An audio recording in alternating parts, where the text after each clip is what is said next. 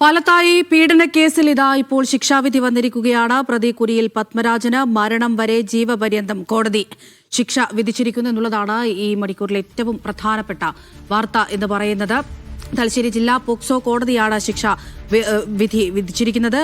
POCSO വകുപ്പ് പ്രകാരം 20 വർഷം കഠിന തടവും ഒപ്പം 2 ലക്ഷം രൂപ പിഴയും ഇയാൾക്ക് വിധിച്ചിരിക്കുന്നു. ഇന്നലെയാണ് കേസിൽ കുറ്റക്കാരനാണ് ഇയാളെന്ന് തലശ്ശേരിയിലെ പോക്സോ അതിവേഗ കോടതി വിധി നിർണയിച്ചത്. ഇന്നിപ്പോഴിതാ ശിക്ഷാവിധിയും വന്നിരിക്കുന്നു. മരണം വരെ ജീവപര്യന്തം ഒപ്പം 2 ലക്ഷം രൂപ പിഴയും പ്രതിക്ക് വിധിച്ചിരിക്കുന്നു.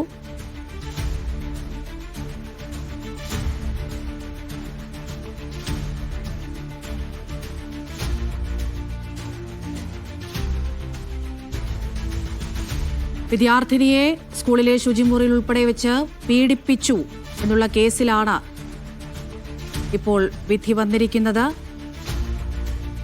അഡ്വക്കേറ്റ്സിന്റെ പ്രതികരണം നമ്മൾ പ്രതീക്ഷിക്കുന്നുണ്ട്. രീതിയിലുള്ള നല്ലൊരു ജഡ്ജ്മെന്റ് ആണ് ഇന്ന് നമ്മൾ കോടതിയിൽ നിന്ന് നമുക്ക് ലഭിച്ചിട്ടുള്ളത്. കുഞ്ഞിനെ സംബന്ധിച്ചിട്ട് കൃത്യമായ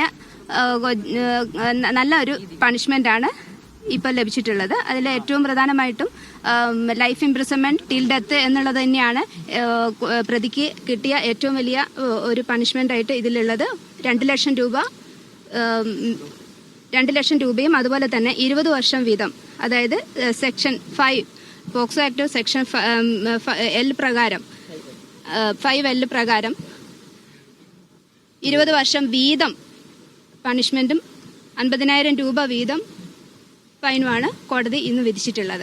വളരെ ആഹ്ലാദകരമായ പണിഷ്മെന്റാണ് കുഞ്ഞിനെ സംബന്ധിച്ച് ലഭിച്ചിട്ടുള്ളത്. നമ്മുടെ പ്രോസിക്യൂഷനെ സംബന്ധിച്ചിടത്തോളം വളരെ അന്വേഷണ ഉദ്യോഗസ്ഥന്മാരെ സംബന്ധിച്ചിടത്തോളം പ്രോസിക്യൂഷനെ സംബന്ധിച്ചും വളരെ സന്തോഷകരമായ ഒരു ദിവസമാണിന്ന്. ഇതിലെ IPC ഇന്ത്യൻ പീനൽ കോഡ് നിയമപ്രകാരം അദ്ദേഹത്തിന് മരണം വരെ ജീവപര്യന്തം എന്ന രീതിയിൽ ശിക്ഷ കിട്ടിയിരിക്കുകയാണ്. അതായത് 376 AB വകുപ്പ് പ്രകാരം മരണം വരെ ജീവപര്യന്തം, അതുപോലെ തന്നെ 1 ലക്ഷം രൂപ പിഴയടക്കാനാണ് പറഞ്ഞിട്ടുള്ളത്. പിഴയടച്ചില്ല എങ്കിൽ അദ്ദേഹത്തിന് വീണ്ടും 1 വർഷം വരെ കൂടുതൽ തടവുണ്ടാവും. അതിന് പുറമെ നമ്മളെ പോക്സോ ആക്ട് പ്രകാരം 2 കേസുകളിൽ 2 വകുപ്പുകളിലായിട്ട് 20 വർഷം വീതം ശിക്ഷയും 50,000 രൂപ പിഴയടക്കാനും വേണ്ടി പറഞ്ഞിട്ടുണ്ട്. മൊത്തം 2 ലക്ഷം രൂപയാണ് പിഴയടക്കാൻ കോടതി ഉത്തരവായിട്ടുള്ളത്. അതിനു പുറമെ ജീവപര്യന്തമാണ്. അത് വേറെ ഇളവുകളൊന്നും അതിലില്ല, ജീവപര്യന്തം തന്നെയാണ് പറഞ്ഞത്. അത് ആദ്യം പോക്സോ ആക്ട് പ്രകാരമുള്ള 20 വർഷം വീതം, അത് 2 ഒന്നിച്ചനുഭവിച്ചാൽ മതി. ആ 20 വർഷം കഴിഞ്ഞിട്ട് ശേഷമാണ് ജീവപര്യന്തം വരെ എന്നുള്ള ശിക്ഷ കഴിയുന്നത്. ഏതായാലും മൊത്തം 2 ലക്ഷം രൂപയും ജീവപര്യന്തവുമാണ് നമ്മളെ സംബന്ധിച്ച് ഇതിലിപ്പോൾ ശിക്ഷയുണ്ട് എന്ന് പ്രഖ്യാപിക്കുന്നത്.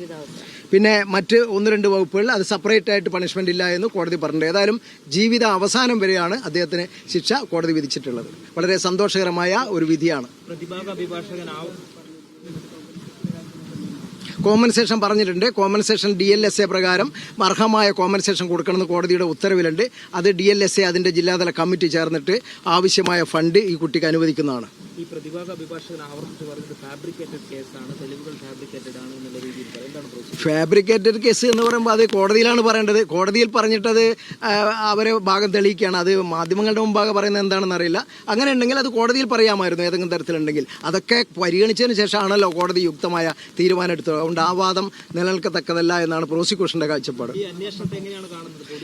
അന്വേഷണത്തെ നല്ല രീതിയിലാണ്. ആദ്യഘട്ടത്തിൽ നമുക്കറിയാം, ആദ്യഘട്ടത്തിൽ ബീന വക്കീലുണ്ട്, പ്രോസിക്യൂട്ടർ, സ്പെഷ്യൽ പ്രോസിക്യൂട്ടർ ആയിരുന്നു, ശശി വക്കീലുണ്ടായിരുന്നു. അതുപോലെ തന്നെ വാദിഭാഗത്തിനുണ്ട് ജനേസ് വക്കീലും.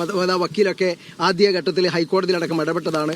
1-ാം ഘട്ടത്തിൽ അത് നമുക്ക് പ്രോസിക്യൂഷന് അല്ലെങ്കിൽ കുട്ടിയുടെ കുടുംബങ്ങൾക്ക് നിരാശപ്പെടുത്തിക്കൊണ്ടായിരുന്നു തീരുമാനം വന്നത്. പക്ഷേ അവസാന ഘട്ടത്തിൽ ഹൈക്കോടതിയുടെ സ്പെഷ്യൽ ടീം അന്വേഷിക്കണമെന്ന് പറഞ്ഞപ്പോഴാണ് നമ്മുടെ ഇന്നലെ സൂചിപ്പിച്ചത് മാതിരി ACP രത്നകുമാറിന്റെ നേതൃത്വത്തിൽ അന്വേഷണം നടത്തി. അദ്ദേഹത്തിന്റെ ടീമിലുള്ള രമേശൻ SI ഇവിടെയുണ്ട്.